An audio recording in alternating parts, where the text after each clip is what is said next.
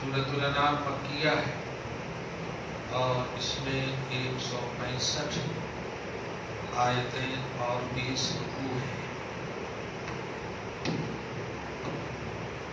اللہ کے نام سے شروع جو نہایت مہربان رحم والا۔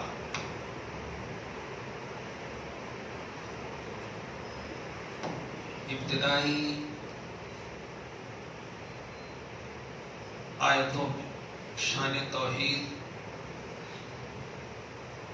فی الافعال، اللہ پاک کی افعال کے حوالے سے توحید کی شان بیان ہوئی کہ اللہ کیا کرتا ہے، کیا کیا کرتا ہے۔ چنانچہ سب سے پہلے اس کی تحمید بیان ہو رہی ہے۔ الحمدللہ، سب خوبیاں اللہ ہی کے لیے۔ اللہ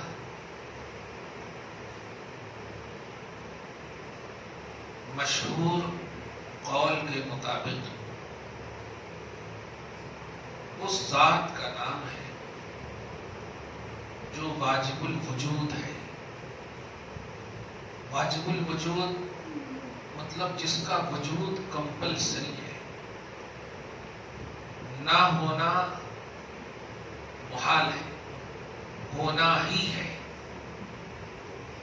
ہمارے وجود اور آپ کے وجود میں ٹیمپرری پہلو ہے، آج ہے کل نہیں رہے۔ اللہ کا وجود کنٹینیو ہے، ہمیشہ سے ہے اور ہمیشہ رہے۔ یہ واجب الوجود کا مفہوم ہے۔ واجب الوجود یعنی جس کا پایا جانا ضروری ہو، نہ پایا جانا محال ہو، نہ پایا جانا امپاسبل، ہمیشہ سے ہے اور ہمیشہ رہے۔ یہ واجب الوجود۔ دوسرا وصف ہے المستجمع لجمیع صفات الکمال۔ اللہ اس ذات کو کہتے ہیں جس کا وجود ضروری ہے اور جس کے اندر کمال کی صفتیں پائی جاتی ہیں۔ کمال کی صفتیں کیا ہیں؟ نیگیٹو عیب، قباحت، قرضے کی وہ چیزیں جو معیوب سمجھی جاتی ہو، وہ وصف اللہ کی نہیں ہے، اللہ کی صفت نہیں۔ مثال، ہمارے اندر جھوٹ بولنے کی بھی صفت ہے، نماز نہ پڑھنے کی بھی صفت ہے، دغا بازی کی بھی صفت ہے، فریب کاری کی بھی صفت ہے، ہمارے اندر پائی جاتی ہے۔ لیکن اللہ اس ذات کو کہتے ہیں جس کے اندر عیب کی صفت نہ ہو۔ اسی سے آپ بولتے ہیں نا اللہ پاک ہے۔ پاک ہے کا مطلب کیا ہے؟ پاک ہے کا مطلب یہی ہے کہ اللہ ہر عیب سے پاک ہے۔ جھوٹ عیب ہے، فسق عیب ہے، چوری عیب ہے، بدکاریاں عیب ہے۔ یہ ساری چیزیں جو مخلوق جس سے عیب ہے، متعلق ہے، افیکٹو ہے، اللہ تعالیٰ اس سے پاک ہے۔ اسی لیے ایک ہمیشہ کا عقیدہ بنا لیں، ان اللہ علی کل شیء قدیر۔ کچھ لوگ اس آیت سے اب یوں کہیں فکر یہودیت میں اللہ تعالیٰ ہر چیز پر قادر ہے، تو یہ ہر چیز اللہ کی شان کے مطابق فکس ہوگی نا، کہ ہمارے سینس سے تو فکس نہیں کریں گے ہر چیز پر۔ میں نے ایک کتاب پڑھا، اس کتاب میں لکھا کہ اللہ تعالیٰ جھوٹ بولنے پر بھی قادر ہے۔ اب دلیل ان سے مانگی گئی تو یہی آیت پیش کیا۔ دیکھو قرآن میں خود ہے کہ اللہ ہر چیز پر قادر ہے اور جھوٹ بھی ایک چیز ہے، لہذا اس پر بھی قادر ہے۔ اسے آپ دلیل تو سمجھ میں آ گئی، لیکن اسٹیٹس آف گاڈ نہیں سمجھ میں آیا، اللہ کی ریئلٹی سمجھ میں۔ جب اللہ بول رہے تو اللہ کہتے ہی ہے اس کو جس کے اندر کمال کی صفت پائی جائے اور جھوٹ کمال نہیں ہے، عیب ہے. جھوٹ، اگر آپ جھوٹ بولیں تو ہم آپ کو کہیں گے کیا باکمال انسان ہے، ہم ایسا بولیں گے؟ ہم نہیں. ہم جھوٹ بولیں کبھی تعریف نہیں کرے گا. سچے کی تعریف ہوتی کیا اچھا آدمی ہے، کیا سچا ہے. تو جو مخلوق میں جھوٹ عیب مانا جاتا ہے، یعنی اگر مخلوق کی یہ صفت ہو جائے تو اسے داغدار سمجھا جاتا، کرپٹ سمجھا جاتا. اللہ جھوٹ بولنے پر کیسے قادر ہو سکتا؟ معاذ اللہ. لہذا ان اللہ علی کل شیء قدیر کا ایک کنڈیشن ہوگا کہ بے شک اللہ ہر اس چیز پر قادر ہے جو اس کی شان قدرت کے مطابق، اس کی شایان شان. اگر یہ تعریف نہیں کریں گے تو پھر تو چوری بھی ایک عیب ہے، فسق و فجر، چوری بھی ایک چیز ہے، فسق بھی ایک چیز ہے، غرضے کی جتنی بھی چیزیں مخلوق کی ہے وہ سب ایک چیز ہی ہے نا. تو پھر اس پر بھی اللہ تعالیٰ قادر ماننا پڑے گا. لیکن نہیں، اللہ کی ڈیفینیشن اور اس کی تعریف میں ہے اللہ علم بالذات الواجب الوجود المستجمع لجمیع صفات الکمال. جو تمام کمال کی صفت جس کے اندر پائی جائے اسے اللہ کہتے ہیں. اور کوئی ایسی ذات نہیں ہے مخلوق میں جس کے اندر ہر صفت کمال کی ہو. ایک محمد عربی صلی اللہ علیہ وسلم کی ذات ہے جس کو اللہ نے پیدا فرمایا ہے، یعنی یہ بھی شان توحید ہی کے تحت ہے. اللہ پاک نے پیدا فرمایا. خالق وہ ذات ہے جس کے اندر خود کی صفت کمال کی ہے، گفٹڈ صفت نہیں ہے. محمد کے اندر جتنی صفتیں ہیں وہ گفٹڈ صفتیں ہیں، اللہ نے انہیں عطا فرمایا ہے. تو یہ چیز بھی شان توحید کے تحت ہے.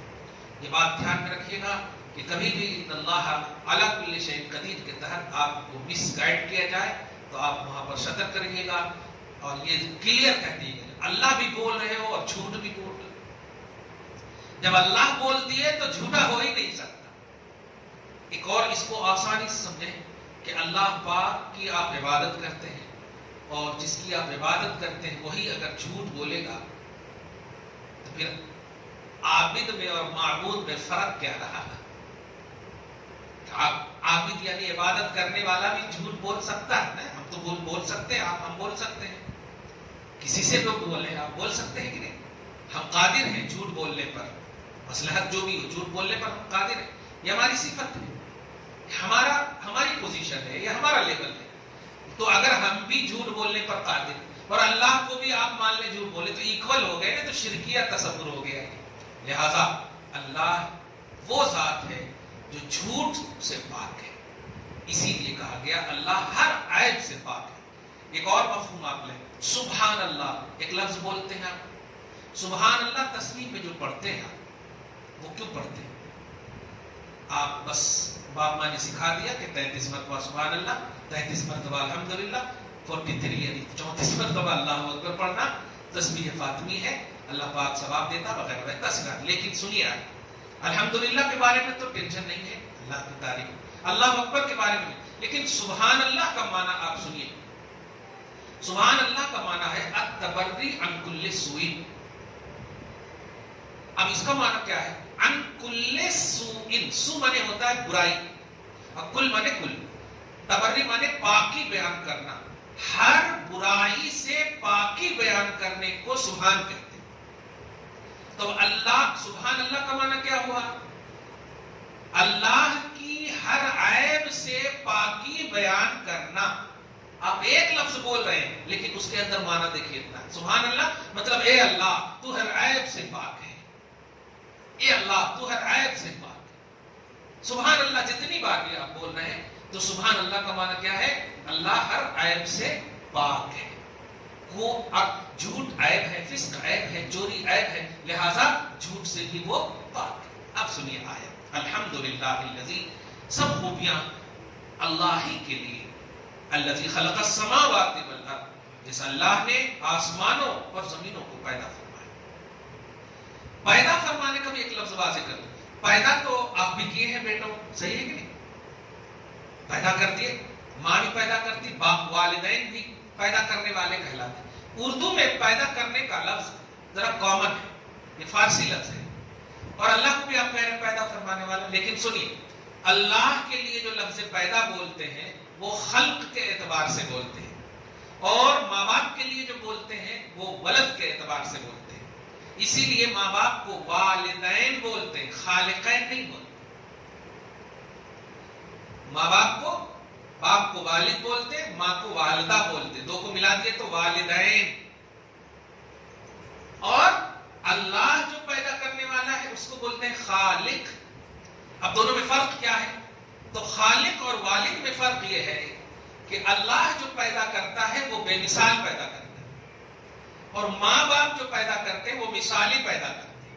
اسی لیے دنیا میں جیسے ہی بچہ آتا سڈنلی بولنا شروع ہو جاتا، باپ کی طرح ہے، ماں کی طرح ہے، ناک اس کی طرح ہے، بیٹا اس کی طرح ہے، بولنا شروع کر دیتے. لیکن کبھی آپ نے یہ کہا کہ یہ اللہ کی طرح ہے؟ نہیں کہا. تو اللہ جو پیدا کرتا ہے وہ بے مثال، جسے خلق بولتے ہیں، اور والدین کے جو اولاد ہوتے ہیں وہ مثالی ہوتے ہیں. مثالی نہ ہو تو پھر کتنے شکوک و شبہات جنم لیتے ہیں. صحیح ہے کہ نہیں؟ کس کی طرح ہو گیا جی، کس کی طرح ہو گیا. خیر، یہ فرق دھیان میں رکھیے گا. اللہ کی شان جو پیدا کرنے والی ہے وہ خلق کے اعتبار سے ہے، ماں باپ کی شان بھی پیدا کرنے والی ہے وہ ولادت کے اعتبار سے ہے. اور آسان یہ کہ اللہ بے مثال پیدا کرنے والے کو کہتے ہیں اور ماں باپ مثال والے پیدا کرنے والے کو کہتے ہیں. فرق ہے دونوں میں. سب خوبی اللہ کے لیے جس نے آسمان و زمینوں کا خلق کیا، وجعل الظلمات، اور جس نے تاریکی اور نور دونوں بنائے. تاریکی بھی بنائے اور نور بھی بنائے. تاریکی نہ ہو تو نور کا تصور نہ ہوگا، اور نور نہ ہو تو تاریکی کا خیال نہیں آئے. رات نہ ہو تو دن نہیں، اور دن نہ ہو تو رات نہیں. یہ ضد. اسی لیے مرد نہ ہو تو عورت کا خیال کہاں، عورت نہ ہو تو مرد کا خیال کہاں. تو جس اللہ نے ظلمات تاریکیوں کو بھی بنایا اور نور کو بھی سجایا، نور کو بھی بنایا. اب یہاں پر ثم الذین سے ایک عقیدہ دینا چاہتا ہے کہ جب آسمانوں کا میں پیدا کرنے والا ہوں، اور آپ آسمان دیکھ رہے ہو، مجھے بتائیے آپ بھی گھر بناتے ہیں لیکن آپ بغیر پیلر کی چھت بنا سکتے ہیں؟ کتنے بڑے سے بڑے آپ بالکل یونیورسٹی میں پڑھ لیں اور انجینئر بن جائیں، کنسٹرکشن کے انجینئر بن جائیں، پھر بھی اگر کہا جائے کہ بغیر پیلر کا گھر بنائیے، بنا پائیں گے؟ آپ نہیں بنا پائیں گے. پیلر مسٹ ہے، بغیر اس کے گھر کھڑا، چھت کھڑی نہیں ہو سکتی. صحیح ہے. لیکن اللہ وہ ہے، دیکھیے گا، اللہ وہ ہے جس میں آسمانوں کو بغیر پیلر کے کھڑا کر دیا ہے. چھت ہے نا آپ کے سر پر، آسمان یہ چھت ہے. اس کو اللہ پاک بغیر عمد ترونہا، بغیر ستون کے ہے، بغیر پیلر کے ہے جو اس نے کھڑا کر دیا. وجہ کیونکہ وہ خلق فرمانے والا ہے، اور خلق کہتے ہیں اس کو جو بے مثال ہو. آپ پیدا کریں گے تو مثال بنائیں گے پہلے میپ میں، ادھر سے جانا ہے، ادھر سے یہ ہونا چاہیے، ادھر سے وہ ہونا چاہیے، یہ مثال آپ بنائیں گے. صحیح ہے. اللہ پاک میں مثال پیدا کرنے والے کو کہتے ہیں. اس لیے فرمایا گیا الحمدللہ الذی خلق السماوات والارض. ولد السماوات نہیں ہے کہ آسمان و زمین کو ولادت کی، نہیں، خلق فرمایا، اور خلق میں بے مثال کا عنوان ہوتا ہے. اس لیے آسمانوں کو بھی بے مثال دیکھ رہے ہیں آپ، زمینوں کو بھی بے مثال دیکھ رہے ہیں آپ. ایک کٹھا، 1 ایکڑ زمین آپ خرید کے تو دکھا سکتے ہیں، پیدا کر کے دکھا سکتے ہیں؟ نہیں دکھا سکتے. تو زمین کو مالک مجازی ہو سکتے ہیں آپ، والد اور خالق نہیں ہو سکتے، پیدا نہیں کر سکتے آپ. سمجھ رہے ہیں نا؟ تو الحمدللہ الذی خلق السماوات والارض. سب خوبیاں اللہ ہی کے لیے جس نے آسمانوں کو اور زمینوں کو بے مثال پیدا فرمایا. اب ترجمہ یہ کیجیے. ایک ایک لفظ جب سمجھ رہے ہیں تو درس کا یہی فائدہ تو ہونا چاہیے. کتابوں میں آپ دیکھیں گے تو پیدا فرمائے صرف ہو جائے، سڈنلی اس میں گہرائی، توحید کی شان میں گہرائی نہیں ہو پائی. لیکن شان توحید کی گہرائی سنیے کہ اللہ وہ ہے. خوبیاں اس اللہ کے لیے جس نے آسمانوں اور زمینوں کو بے مثال پیدا فرمایا. تو اس میں شان توحید نظر آئے. آگے وجعل الظلمات والنور، تاریکیوں کو بنایا، نور کو بنایا، اجالے بھی بنائے، سیاہیاں بھی بنائے. وہ ایک دوسرے کے لیے لازم ہے. اگر تاریکیاں نہ ہوتی، ایک لفظ بولو بڑی محبت سے اور قید کر لیجیے گا، سچویشن ایسے ہے اس لیے کہہ رہا ہوں یہ کہ کبھی بھی زندگی میں تاریکیاں آئے تو آپ یاد رکھے گا وہ تاریکیاں وقتی ہیں، کیونکہ اللہ پاک نے ہر تاریکی کے بعد اجالے رکھے ہیں۔ اللہ پاک نے ہر تاریکی کے بعد اجالے رکھے ہیں۔ اگر آج غم کی تاریکی نے آپ کو گھیرا ہے تو انشاءاللہ نور کا انتظار کیجئے۔ رب فرماتا جعل ظلمات والنور، آیت قرآنیہ کی ترتیب میں بھی دیکھیے تو ظلمات کو مقدم رکھا اللہ تعالیٰ نے، یعنی تاریکیوں کو مقدم رکھا ہے۔ آج حالات ہمارے سامنے نگیٹو ہیں، ظلمات کے ہیں، انشاءاللہ اللہ پاک نے صرف ظلمات نہیں پیدا فرمائے رکھے بلکہ نور اور تجلیات، انوار و تجلیات بھی رکھے ہیں۔ لہذا رات کا اگر غم کی رات چھائی ہوئی ہے تو دن کے اجالے بھی ہمارے ساتھ ہوں گے۔ انتظار کریں اس اللہ پر جس اللہ نے تاریکی اور نور دونوں رکھے ہیں۔ آگے فرماتا ہے اے انسان ثم الذین کفروا بربہم یعدلون، پھر بھی وہ لوگ جو اپنے رب کے ساتھ کفر کرتے ہیں وہ اللہ کا شریک ٹھہراتے ہیں۔ ابھی میں نے کہہ دیا ماں باپ ہمارے محبوب ترین ہو سکتے ہیں لیکن معبود نہیں ہو سکتے۔ پیدا کرنے والے یہ بھی ہیں لیکن یہ مثالی پیدا کرنے والے ہیں، اور اللہ پاک وہ ہے جو بے مثال پیدا کرتا، اور عبادت اس کی جائے گی جو بے مثال ہو، تب تو وہ یکتا ہوگا، تب تو وہ واحد ہوگا، ایک ہوگا۔ مثال ہو جائے تو پھر تو کامن ہو جائے گا، کس کی ہم عبادت کریں۔ لہذا اے وہ لوگ جو اپنے رب کے ساتھ کفر کرتے ہیں، یعدلون، شرک ٹھہراتے ہو، اور یہ بھی ان کو جو اپنے ہاتھ سے تم نے جنم دیا، پتھر کو تلاش کر کے، ان چیزوں کو تلاش کر کے اللہ کا مساوی کرتے ہو۔ ذرا اللہ کی خلق بتاؤ، دیکھو، ایسی پیدائش بتاؤ، آسمانوں کو، زمینوں کو، تاریکیوں کو، نور کو۔ ارے رات کا جو 12 گھنٹے کا ہے سمے، 11 گھنٹہ کر کے بتاؤ، نہیں کر سکتے۔ دن کے اجالے کو آدھا 1 منٹ کم کر کے بتاؤ جو فکس کر دیا اللہ تعالیٰ نے، نہیں کر سکتے آپ۔ تو یہ ہے اللہ تعالیٰ، اس لیے اس کی عبادت ہوتی اور اس کے ساتھ کسی کو شریک نہیں ٹھہرایا جاتا۔ آیت نمبر 2 میں اللہ فرماتا هو الذی خلقکم من طین، لوگ سنو، وہی اللہ ہے جس نے تمہیں بے مثال مٹی سے پیدا فرمایا۔ بے مثال کا تعلق پیدا فرمایا، بے مثال پیدا فرمایا، ایک مٹی سے پیدا فرمایا۔ کمال ہے۔ اور جانتے ہیں اس قسم کی بات جہاں کہیں کی جاتی ہے وہاں پر مخلوق کا غرور، گھمنڈ، ایٹیٹیوڈ کو ختم کرنا مقصود ہوتا ہے۔ تو بلندی کی کس بلندی پر چڑھنے کی بات کر رہا ہے؟ اپنے آغاز کو دیکھ تو تیری حیثیت ایک مٹی کی ہے، ایک مٹی کی ہے۔ مٹی سے پیدا ہونے والا کس غرور اور گھمنڈ میں ہے؟ پستی تو تیری فطرت میں ہے، بلندی تو میری شان ہے، علو و مرتبت تو میری شان ہے۔ ہاں، اگر میری شان علو کا اعتراف کرے گا تو کچھ بلندی تجھے بھی عطا کر دے گا۔ یہ ہے وہ اللہ جس نے تمہیں مٹی سے پیدا فرمایا، ثم قضى اجلا، پھر ایک موت کا وقت بھی فکس فرمایا، وَأَجَلٌ مُّسَمًّى عِندَهُ، اور وہ وقت مقررہ اس کے پاس ہے۔ ایک بات ترمذی شریف کی ایک حدیث بات بتاؤں یہاں پہ، صحابہ کرام رضوان اللہ تعالی علیہم اجمعین نے ایک موقع سے پوچھا تھا عمر میں کمی بیشی ہو سکتی ہے کیا یا رسول اللہ؟ فرمایا ہو سکتی ہے، اگر تم نیکیاں کرو گے نا تو تمہاری 10 سال کی عمر بڑھائی جا سکتی ہے۔ لا يزيد المؤمن عمره الا خيرا، یہ حدیث کے الفاظ ہیں۔ مومن کی عمر میں اضافہ کر سکتا ہے اللہ تعالیٰ اگر وہ خیر اور بھلائی کا کام کرتا ہے۔ اس کی وجہ کیا ہے؟ کیونکہ مومن مخلوق ہے، عمر بھی مخلوق ہے، اس لیے اس میں کمی بیشی ہو سکتی ہے۔ وہ خالق ہے جس میں کمی بیشی نہیں، خالق ہے جس میں کمی بیشی نہیں ہوتی۔ تو ہم اگر نیکیاں کرتے ہیں تو یاد رکھیے گا موت بھی انتظار کرنا پڑے گا اس کو آنے کے لیے، کیونکہ اللہ پاک کہہ رہا رک جاؤ، یہ نیکی کر رہے ہیں، ان کی نیکی مجھے اچھی لگ رہی ہے، اور 10 سال تک انتظار کرو۔ کیا بات ہے! اللہ ہم سب کو بہتر عمر عطا فرمائے۔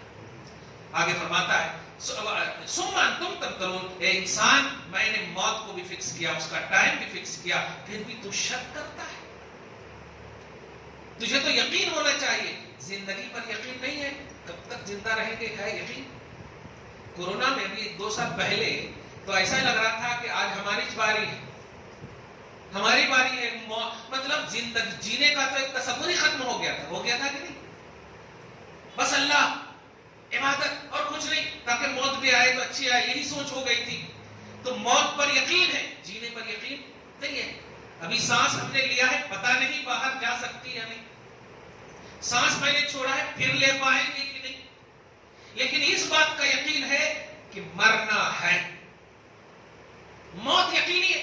تو اللہ پاک وہی فرما رہا ہے تیرا میں نے فکس کر دیا، تو اگر چاہتا ہے کہ تجھے کمی بیشی میں کروں بلکہ خیر کروں، تیری عمر میں برکت دوں، تو میرے اوپر یقین رکھ کہ میں ہی ہوں جو تمہاری عمر میں اضافہ کر سکتا ہوں، بھلائیاں دے سکتا ہوں، زیادتی کر سکتا ہوں، تو شک مت کر میری تخلیق پر، میری شان توحید پر۔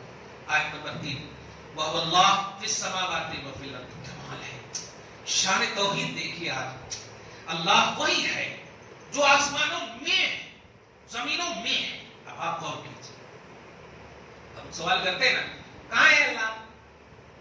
دیکھیے ہر چیز آپ کو دکھے تبھی آپ اس کو مانیں گے، تو یہ تو ایک دم مطلب ایزی طور پر غلطی کر رہے ہیں۔ آپ بتائیے اپنا دل دیکھا ہے آپ نے، مگر آپ مانتے ہیں کہ نہیں؟ آپ کے اندر کتنی نسیں ہیں، رگ ہیں، دیکھا ہے آپ نے؟ نہیں مانتے ہیں، صحیح ہے۔ آپ کا کنیکشن کہاں سے ہے، کیسے ہے، کس سے اس کا کنیکشن ہے، نہیں دیکھا ہے آپ نے۔ غرض ہے کہ آپ کے اندر کی چیزیں جو ہیں آپ نے نہیں دیکھا، لیکن آپ مانتے ہیں کہ نہیں؟ پیٹ میں آنت ہے، دل ہے، ساری چیزیں آپ مانتے ہیں۔ اللہ پاک ذرا غور کیجیے، آپ اللہ تبارک و تعالیٰ کے لیے ایسا پھر کیسے سوچ سکتے ہیں کہ نہیں ہم دیکھیں گے تبھی مانیں گے؟ تو آج اللہ کلیئر فرما رہا، ہر ذرے میں ہوں، ویسی آنکھ پیدا کرے۔ وَهُوَ اللَّهُ فِي السَّمَاوَاتِ وَالْأَرْضِ، آسمانی مخلوقوں شک مت کرنا، ہر ذرے میں ہوں، زمینی مخلوقوں شک مت کرنا، ہر ذرے میں ہوں۔ وَهُوَ اللَّهُ فِي السَّمَاوَاتِ وَفِي الْأَرْضِ، وہی اللہ ہے جو آسمانوں میں بھی ہے اور زمینوں میں بھی۔ کیونکہ جس جگہ پر اگر اللہ پاک کا نور یا اس کے وجود کو ہم نہیں مانیں گے تو پھر اس جگہ پر کون ہے جو اس جگہ کو چلا رہا ہے؟ آٹومیٹک سوال ہوگا نا، کون ہے جو اس جگہ کو چلا رہا ہے؟ کس کے ہاتھ میں کنٹرولر ہے؟ کون کس کی قدرت کے تحت وہ چیز اور جگہ ہے؟ اس لیے ماننا پڑے گا کہ اللہ وہ ہے جو ہر چیز اور ہر جگہ پر اس کا نور ہے اور اس کا وجود ہے۔ وَهُوَ اللَّهُ فِي السَّمَاوَاتِ وَفِي الْأَرْضِ۔ لہذا یہ عقیدہ رکھنا کہ اچھا ایک اور بات ہے، کچھ جگہیں ایسی ہیں جہاں پر ہے تو اللہ، لیکن آپ کو وہاں پر اللہ کا نام نہیں لینا پڑتا اور نہیں لینا ہے۔ جیسے آپ جب بیت الخلاء کے اندر جائیں آپ نہیں لے سکتے اللہ کا نام، سمجھ رہے ہیں آپ؟ جبکہ وہ جگہ ہے نہیں لے سکتے آپ۔ اچھا ایک اور بات، جمعہ کے وقت آپ نہیں لے سکتے، غربت جب بیوی سے کر رہے ہیں تو آپ نہیں لے سکتے، اس سے پہلے دعا آپ کو پڑھنی ہے۔ میں پوچھنا یہ چاہ رہا ہوں کہ نہیں لے سکتے میں بھی لے سکنا ہے۔ اب ذرا غور کریں یہاں پر، ذرا سی سائنسی دماغ لگا۔ کیسے؟ اس لیے کہ آپ کو اللہ اس کے رسول نے کہا ہے کہ نہیں لینا، تو یہاں پر یاد رکھنا ہوگا نا حکم خدا حکم رسول۔ تو یہاں پر دیکھیے یہ جو ایکٹیویشن ہے ذہن کا، یہاں پر نہیں ایکٹیو رکھیں گے کہ اللہ اس کے رسول نے کہا کہ یہاں پر نام نہیں لینا، اس کا مطلب یہاں پر بھی اللہ تعالیٰ کا حکم ہے۔ تو اس کا کوئی جگہ ایسی نہیں ہے جہاں پر اللہ تبارک و تعالیٰ اپنے واجب الوجود ہونے کے اعتبار سے موجود نہ ہو۔ یہ ہے، اور وہ اللہ جو آسمانوں میں ہے وہی اللہ جو زمینوں میں ہے۔ فرماتا ہے یعلم سرکم و جہرکم، اے انسان سن، ہم تمہارے چھپے ہو کو بھی جانتے ہیں اور تمہارے ظاہر کو بھی جانتے ہیں۔ اس لفظ پر غور کر رہے ہیں، ظاہر کو بھی جانتے ہیں تو چلو ٹھیک ہے، لیکن چھپے ہوئے کو جانتے ہیں، یہ اللہ پاک نے کہہ کر کے ایک ذکر دیا ہے کہ خبردار خبردار، تو دنیا والوں سے چھپنا مت، اس لیے کہ دنیا والے تمہیں سزا نہیں دیں گے، سزا تو میں دوں گا۔ یعنی دنیا والے تمہارے عیب کو اگر دیکھ لیے تو زیادہ سے زیادہ تمہارے اوپر لعن طعن کریں گے، لیکن تمہارے عیب کو اگر میں نے دیکھ لیا تو میں لعن طعن نہیں، سزا دوں گا۔ اس لیے سن، ظاہر کی طرف دھیان کم دے، باطن کو سوار، کیونکہ باطن کو دیکھنے والا صرف میں ہوں اور جاننے والا صرف میں ہوں۔ کیا بات ہے!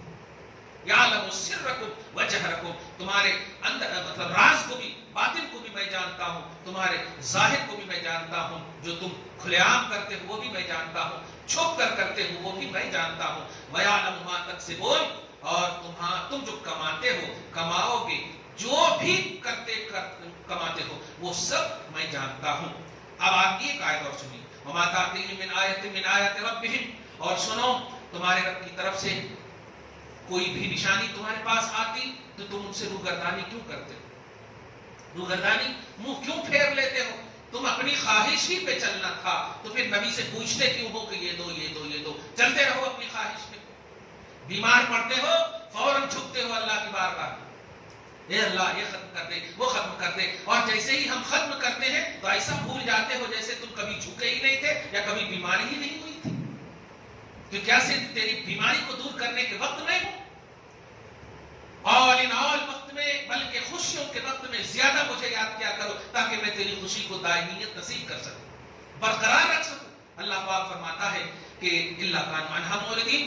اے انسان تیرے پاس نشانی آتی ہے تو اپنے رب کی نشانی کو بھول جاتا ہے, روگردانی کرتا ہے. فقط کذبوا بالحق لما جاءهم. تحقیق کے حق کو بھی کافروں نے جھٹلایا جب ان کے پاس حق آیا. فسوف یأتی انباء ما كانوا به یستهزئون.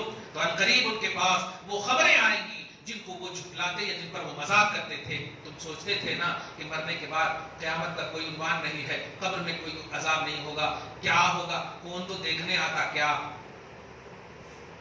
برزخی دنیا میں کیا ہوگا دیکھنے آتا کیا, اور دیکھنے وہاں تو دیکھ لیں گے. یہاں 10 لوگوں کو بچنے کے لیے, ان سے لان تان کے لیے تم چھپ چھپ کر کے بدکاریوں اور زناکاریوں میں ملوث تھے اور یہ سوچتے ہوئے کہ قبر میں کون دیکھنے آتا, عذاب ہوگا بھی تو اکیلے چھینا. نہیں, عذاب الہی نہیں لے پاؤ گے. میرے آقا 2 قبر کے قریب سے گزر رہے تھے, مشہور ہے, رحمت للعالمین ہے. دیکھ کر کے اپنا سارا کام چھوڑنا پڑا اور صحابہ کرام کو کہا اے صحابیوں جانتے ہو ان دونوں قبر میں عذاب ہو رہا ہے, اس لیے رک جاؤ. اب بتائیں کتنا امپورٹنٹ کام ہوگا, جب گزر رہے ہیں تو کہیں جا ہی رہے ہوں گے نا, اور نبی تو ہر کام امپورٹنٹ ہوتا ہوگا. صحابہ کرام کو روک کر کہا رکو ان دونوں قبر میں عذاب ہو رہا ہے.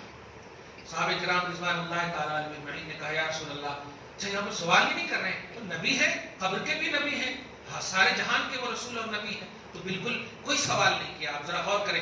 اس کے بعد کہا سنو وہ کھجور دیکھ رہے ہیں, ہاں اس کی ایک ٹہنی کاٹ کر لاؤ,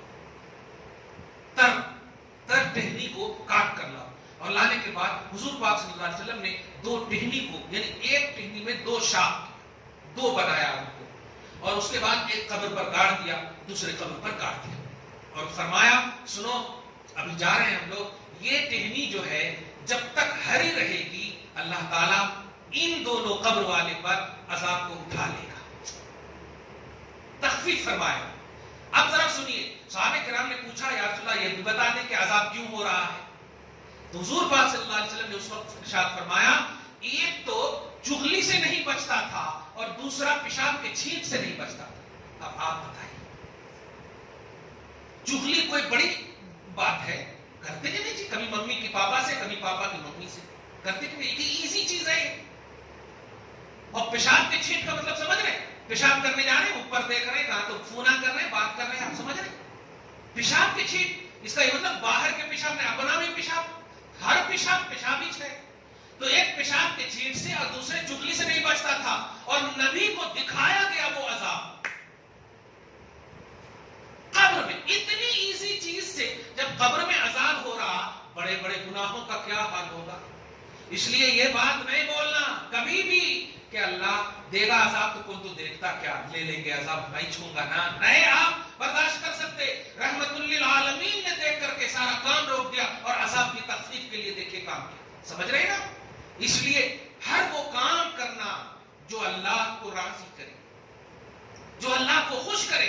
آپ جسے چھوٹا گناہ سمجھ رہے ہیں نا, کہیں قبر کے اندر عذاب ہوگا تو ادھر کی پسلی ادھر کر دیے جاؤ گے. قبر دبائے نہیں, قبر آپ سے پیار کرے, وہ بھی مخلوق ہے, اور کہے کہ اے انسانی مخلوق ٹینشن مت لے, ہم تجھے دبائیں گے نہیں, ہم تاحد نگاہ بڑھ جائیں گے, جتنا تم چلنا چاہتے ہو چلیں گے, اس لیے ٹینشن مت لو. ایسا ہونا تمہارا ساتھی بنے. اللہ فرماتا ہے آگے, انہوں نے جھٹلایا وہ تو سنو, ان کے پاس وہ ساری خبریں آ جائیں گی, وہ سارے وعیدات آ جائیں گے جن کے اوپر وہ مذاق کرتے تھے. اللہ تعالیٰ آپ کو ہم سب کو شان توحید میں زندگی نصیب فرمائے, اپنے خوف سے عذاب سے محفوظ فرمائے. یا اللہ تیری بارگاہ میں صدق دل سے توبہ کرتے مولا، رات کی تاریکی ہو یا دن کے اجالے ہو، کبھی کسی بھی طرف سے گناہ ہو گئے معاف